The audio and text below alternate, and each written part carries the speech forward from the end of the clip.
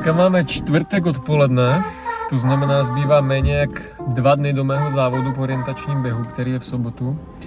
Takže si jdu dát tady do Ladronky ještě takový poslední lehký běh, takových maximálně 5 km pomalého tempa v zóně 2. A zítra si už dám volnou úplně, protože se chci pěkně zregenerovat a v sobotu se to snad povede. Takže jdeme na to.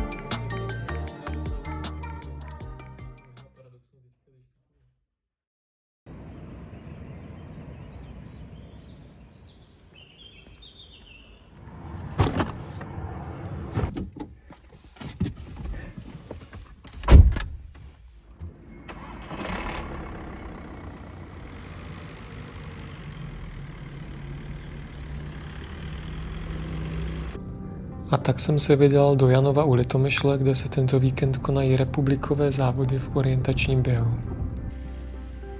Hned po příjezdu jsem se potkal s rodiči a s bráchou, kteří tento sport dělají už dlouhé roky a strašně je to baví.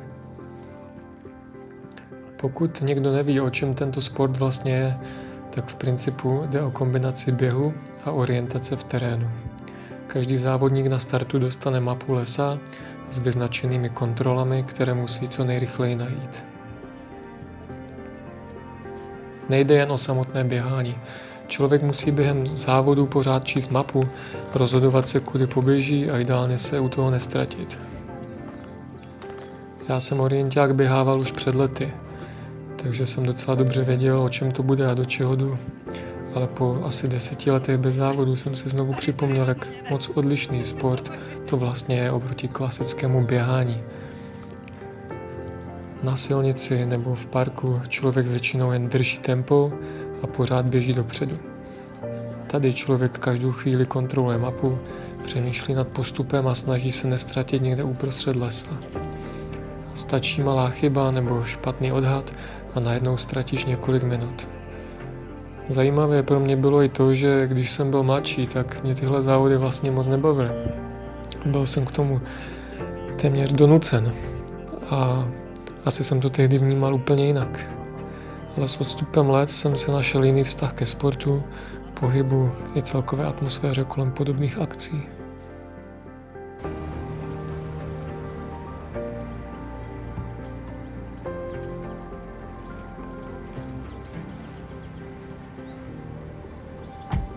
V neděli jsem ještě vyrazil do pražské Sapy.